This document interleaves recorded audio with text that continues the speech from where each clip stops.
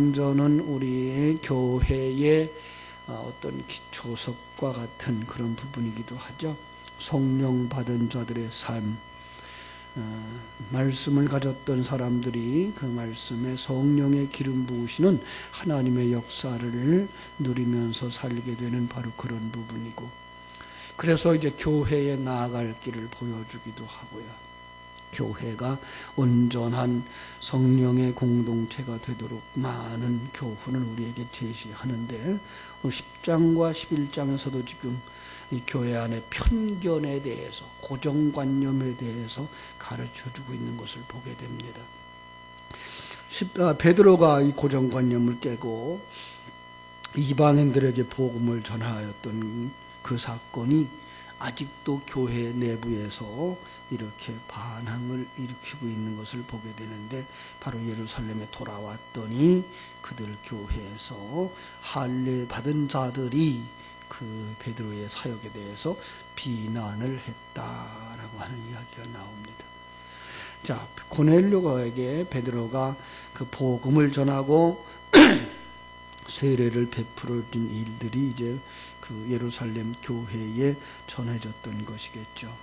어떤 면에서는 아마 같이 갔던 사람들 6명 중에 누가 그 일을 이제 먼저 가르쳐 주었는지 고했는지는 잘 모르겠어요. 그러나 부정적인 생각을 가졌던 사람들이 없지 않아 있었던 것 같습니다. 왜 그렇게 부정적이었을까요? 그것은 내 생각과 같지 않아서라는 거죠. 베드로는 환상 중에 하늘이 열리고 또 부정한 음식들이죠. 4발 가진 짐승이나 거기에서 잡아먹지 못한 부정하다 하는 것, 그러나 하나님이 부정하지 않다라고 하는 것을 깨끗게 했다는 것을 내가 왜 부정하다 하느냐라고 봤을 때, 바로 부정한 먹을거리들, 그것들이 내려오는 것을 보고서 나는 그런 거 먹을 수 없습니다. 그랬더니 하나님이 내가 깨끗게 한 것을 네가 왜 부정하다 하느냐, 넌 왜 편견을 가지고 있느냐라고 하는 말씀, 그 말씀을 통해서 이방인들에게 가서 복음을 전했습니다. 그 사람만 그렇게 이제 편견을 가지고, 유대인들 속에는 바로 이런 것들이 가장 깊이 뿌리 박혀 있었던 그 선민의식이었죠. 선민의식 속에는 지구상의 모든 민족 중에 하나님이 우리만을 택했다, 우리만 축복받은 민족이다, 그리고 그 축복을 누리는 자들의 삶, 세상 속에서는 그게 가능하죠. 이게 참 어렵습니다. 이게 이해하기 어려운 것이, 이 적극적인 사고들을 가지고 있는 사람들의 삶이 이 세상에서 열매가 있다는 겁니다. 유대인들의 사상, 우리는 하나님이 택한 백성이야, 하나님이 우리 민족에게 복 주셨어, 우리는 잘 될 거야, 그 사상이 그대로 열매를 이 세상에서는 본다는 데 문제가 있습니다. 우리는 그들이 분명 하나님 앞에 그릇 행하고 있는 것을 압니다. 그럼에도 불구하고 유대인들은 지금도 세상 곳곳에서 부유한 삶을 살고 지혜로운 삶을 삽니다. 그것이 바로 세속적인 관점의 세속적인 열매입니다. 적극적 사고의 적극적 열매입니다. 많은 사람들은 오해해서 이 세상에서 열매가 맺어지고 이 세상에서 잘 될 때 그걸 하나님이 복 주십니다 라고 말하는데, 그건 일반적인 복입니다. 일반 은총 속에 내려진 복이죠. 하나님의 생각과는 전혀 다르고 하나님이 원하는 삶과는 전혀 다름에도 불구하고 세속적인 관점만 가지고 보면 그게 괜찮은 것 같아서 오늘날도 그 유대인들의 교육이 필요하다라고 생각해서 지금 유대인 교육을 한다고 하는 사람들이 많아지고 있는 것 보게 됩니다. 세상을 살아가는 비결로는 그 유대인의 교육들이 필요합니다. 그러나 정말 그들 속에 하나님의 생명을 가진, 하나님의 은사를 가지고 하나님이 주신 환경 속에서 평강을 누리며 기뻐하며 감사하며 살아가는 삶을 주장하는 우리 하나님의 사상과는 전혀 다른 것이지요. 그런 사람들은 어떻게 한다고요? 자기들만 복받은 자라고 생각을 하는 거예요. 잘된 사람들의 생각, 자기들만 복받은 자라고 생각을 하는 거예요. 예수 생명을 가진 자들이라면 모두가 다 복받은 자라는 사실을 가져야 되는 거죠. 들국화는 들국화로 꽃 피워야 되는 것이고 해바라기는 해바라기로 꽃을 피워야 되는 것이지, 들국화에게 해바라기가 아니기 때문에 너는 복받지 못한 거야 라고 말한다고 하면 그것은 전혀 맞지 않는 얘기죠. 그럼에도 불구하고 세속적인 가치관은 키 큰 자가 복받는 것이고 복받은 것이고 많이 가진 자가 복받은 것이고, 그래서 많이 모이는 교회가 진리를 전하는 교회처럼 여겨지고 그 교회의 목사가 정말 위대한 목사인 것처럼 여겨지는 시대는 정말 잘못된 관점인 것을 우리가 잃어버리고 살아갑니다. 자, 베드로가 이런 편견에 부딪히게 됩니다. 하나님이 지극히 사랑을 받는 베드로, 독생자 예수 그리스도를 통해서 무한한 은혜를 얻어서 죄 사함과 구원함을 받은 예루살렘 교회. 그런데 그들이 벌써 생각이 다릅니다. 똑같은 하나님의 은혜를 받았음에도 불구하고 생각이 다릅니다. 왜 그렇죠? 그들 속에 아직도 옛사람이 남아있어서 그렇습니다. 아직도 편견이 남아서 그렇습니다. 아직도 고정관념이 남아서 있습니다. 내 생각이 옳다는 겁니다.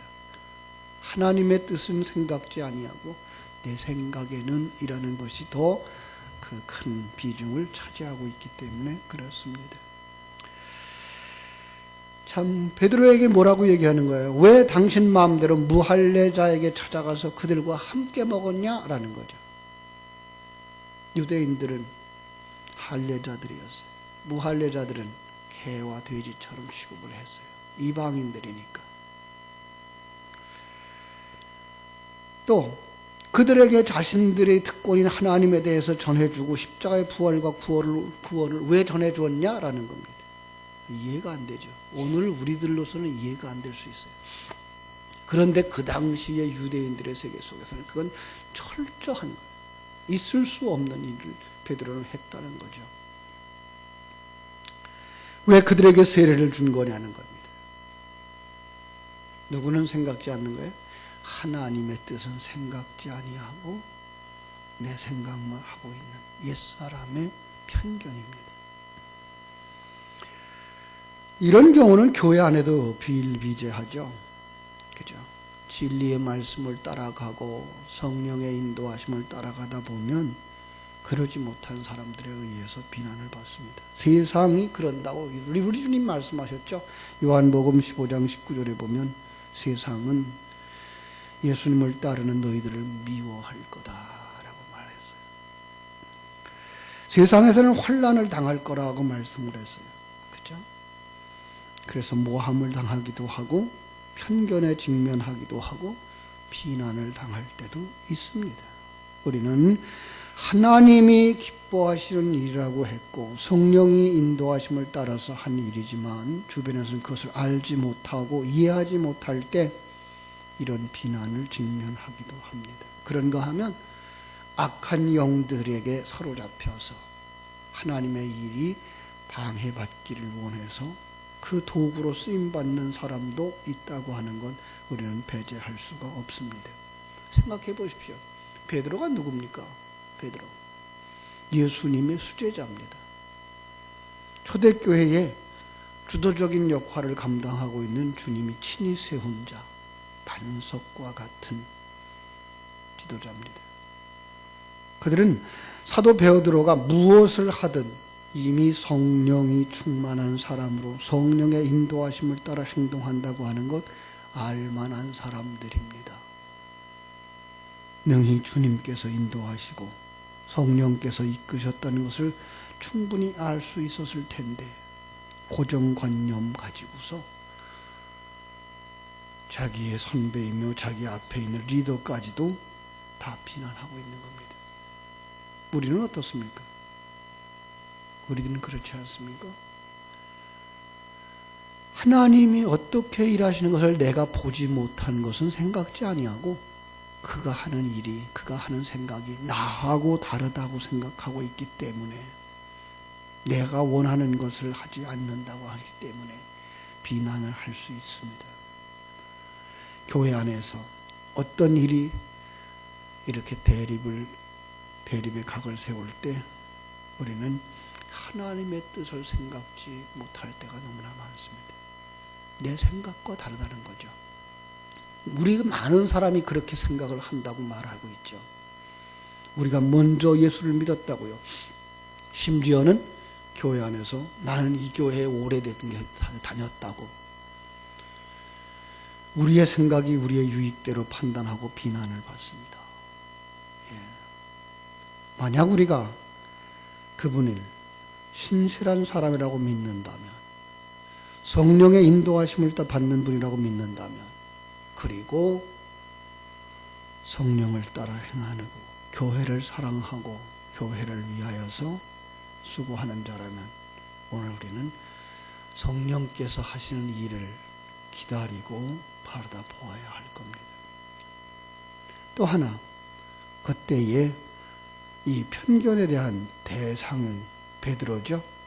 어떻게 그 일을 행했는지 설명하고 있는지를 우리는 배워야 될 겁니다. 여기 4절에 베드로가 그들에게 이 일을 차례로 설명하여 라는 말, 이 설명했다라는 단어는 에세티테도라는 단어인데 매우 장중하고 권위 있는 분위기로, 이런 뜻이에요. 마치 설교자가 설교하는 것처럼 말에 힘을 실어서 거부하거나 반박할 수 없도록 조목조목 설명을 했다라는 겁니다. 왜 그러죠? 자기의 유익을 위한 일이 아니고 하나님의 교회를 위한 일이며 성령의 인도하심을 받아 한 사역이기 때문에 당당할 수 있었던 것입니다.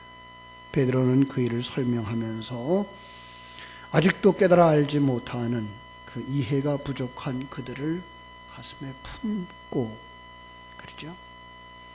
그들은 미워하는 것이 아니라 너희들이 아직 열리지 않아서 그런 거야 라는 생각. 예. 마치 제가 늘 하는 예화처럼 봄철에 겨우 내내 묵혀두었던 고구마 가마니를 꺼내서 우메다 묻을 때 배고파하던 자녀들은 뭐라 그래요? 아버지 참 못났어. 그걸 땅에다 묻어버리면 어떡해. 우린 배고픈데 빨리 삶아서 우리에게 주지.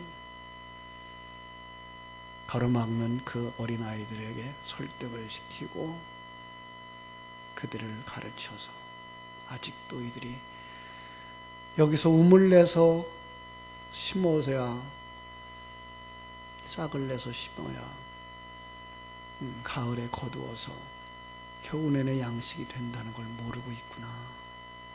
이런 포용력 있는 마음 가지고 그들을 가르쳐야 되는, 설명해 줘야 될 책임도 있는 것이죠. 베드로는 물론 억울할 수도 있었겠죠. 그냥 현상적인 것만 보면 그 편견 앞에서. 그러나 그는 지도자의 위엄과 권위를 갖추고서 조목조목 설명을 합니다. 그들이 알지 못해서 비난하는 것이고 그들이 어둠의 영에 붙잡혀서 그 사용되는 도구처럼 일하고 있다면 우리도 인내심을 가지고서 하나하나 설명해 줘야, 그래서 설득할 필요도 있다라고 하는 것입니다. 때로는 그들이 설득당하지 아니할 수도 있습니다. 왜냐하면 진리는 설명한다고 해서 다 알아듣는 것이 아니기 때문에 그렇습니다. 그때에도 흔들림이 없이 그 길을 갈 수 있어야 그가 하나님의 사람으로 서 있게 되는 것입니다. 베드로는 이제 5절부터 18절까지 자세하게 설명을 합니다. 주의 일을 하면서 우리는 이런 일을 생각보다 자주 만날 수도 있습니다. 이런 일들로 주 앞에 신실하고 헌신하며 살아가는 사람들이 세상 사람들이나 고정된 관념 때문에 비난을 한다고 해서 원망의 소리를 낸다고 하는 것은 참으로 아직도 소인배다라는 생각을 해야 할 것입니다. 우리는 이런 생각을 할 수 있습니다. 이스라엘 백성들이 광야에서 모세의 지도를 받고 모세의 인도함을 받아 따라갑니다. 그 따라가는 이스라엘 백성들이 한 번이나 모세가 하자고 할 때 예 하고 따라간 적이 있었을까? 계속 불평이죠. 왜죠? 그 길은 안 가본 길이에요. 그리고 그 길은 십자가를 지고 자기 부인을 하는 힘든 길이에요. 어디로 가고 싶어요? 옛날로 가고 싶은 거죠. 애굽에서 죄악된 세상을 살면서 거기에 그냥 길들여져서 그 편안한 삶이 좋은 거죠. 심지어 사단의 종노릇 하지만 그러나 그럼에도 불구하고 배불리 먹고 기름진 건 먹었던 애굽이 좋은 거죠. 그렇게 살다 지옥에 가는데도 불구하고 그때의 모세가 그래 너희들이 그렇게 원하면 내가 돌려보내주마. 그랬다면 그들이 가나안에 들어갈 수 있었을까요? 아니죠. 그래서 흔들림이 없이 주어진 삶의 길을 꾸준히 갈 수 있는 사람들, 그들이 바로 성령의 인도함을 받는 사람입니다. 그래서 15절에 가서 이렇게 말합니다. 내가 말을 시작할 때에 성령이 그들에게 임하기를 처음 우리에게 하신 것과 같이 하는지라. 내가 주의 말씀에 요한은 물로 세례를 베풀었으나 너희는 성령으로 세례를 받으리라 하신 말씀이 생각났노라. 그런즉 하나님이 우리가 주 예수 그리스도를 믿을 때에 주신 것과 같은 선물을 그들에게도 주셨으니 내가 누구이기에 하나님을 능히 막겠느냐. 하나님의 섭리를 주장하는 베드로의 변론의 마지막 부분입니다. 편견, 다른 의견, 비난 있을 수 있습니다. 그때 그들을 이해하고 용서하면서 인내를 가지고 하나님의 섭리를 공명정대하게 밝혀야 합니다. 침묵하는 것만이 능사는 아닙니다. 또한 이 말씀에서 하나님께서 원하시는 그 복음 전하는 일들은 빌립이 먼저 시작한 것도 아니고 베드로가 먼저 시작한 것도 아니고 바로 우리 하나님이라는 것입니다. 주님께서 명령한 것이고 성령님께서 인도하고 있다는 사실을 결코 잊지 말아야 할 것입니다. 우리 역시 다른 민족, 다른 나라의 복음을 전하는 것은 바로 주님의 명령을 실행하는 것이지 또 성령께서 원하시는 일이지 개인의 어떤 이익이 아니라고 하는 사실을 우리는 다시 한번 묵상하면서 교회가 그 설득하는 베드로의 말에 평안해지는 역사가 바로 성령의 역사로 볼 수 있어야 될 것입니다. 교회마다 이러한 일들이 온전히 성령의 인도하심 따라서 그 말씀을 들을 때에 잠잠하여지고 18절이죠.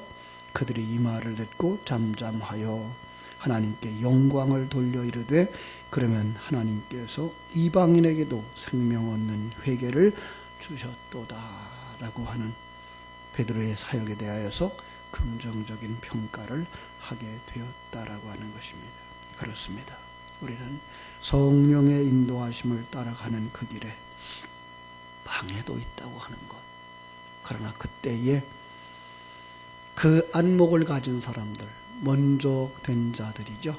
먼저 된 자들, 먼저 보는 사람들, 여유를 가지고 성령의 인도하심을 따라서 하나하나 설득시켜 나갈 때 교회는 평강해지고 그리고 하나님의 일은 열려질 줄로 믿습니다. 우리 교회가 바로 이렇게 어떤 어려움들을 만날 때마다 하나님께서 지혜를 주시고 또 설득하고 설복함으로 말미암아 평강해지는 교회, 주의 말씀을 예루살렘과 온 유다와 사마리아와 땅끝까지 전하는 교회가 되어지기를 원합니다. 기도하겠습니다.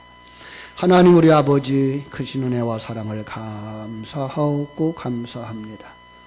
성령의 인도하심을 따라 감동과 감격 속에서 고넬료의 가정에 가서 복음을 전하고 그들에게 세례를 베풀고 그 마음에 기쁨을 가지고 돌아왔지만 예루살렘 교회는 그 일에 대하여서 비난을 하고 있었습니다. 하나님, 내 생각과 다르다고 해서 하나님의 일하심에 대해서도 우리는 이렇게 평가할 수밖에 없는 연약한 인간들입니다. 그러나 그럼에도 불구하고 하나님의 인도하심을 받는 사람들은 하나님의 마음을 가지고 그 일에 시종일관 하나님께서 일하심에 대하여서 당당한 마음 가지고 설명함으로 말미암아서 그들을 설복시킬 수 있었습니다. 아버지 하나님이여, 바로 이러한 성령의 충만한 교회, 성령의 인도하심과 일하심을 인정할 수 있는 교회, 하나님의 뜻을 따라 살고자 노력하는 교회로 우리가 바뀌어질 수 있도록 우리 하나님 축복하여 주시옵소서. 때로는 그 비난과 반대에 부딪힌다고 해서 원망과 불평과 짜증낼 것이 아니라 아직도 깨달아 알지 못하고 성숙하지 못한 그들을 향하여서 가슴에 품고 그리고 사랑하면서 하나하나 설명해 줄 수 있는 여유도 우리에게 허락하여 주셔서 하나님이 원하시는 일, 하나님이 기뻐하는 일을 해낼 수 있는 교회 되게 하여 주시옵소서.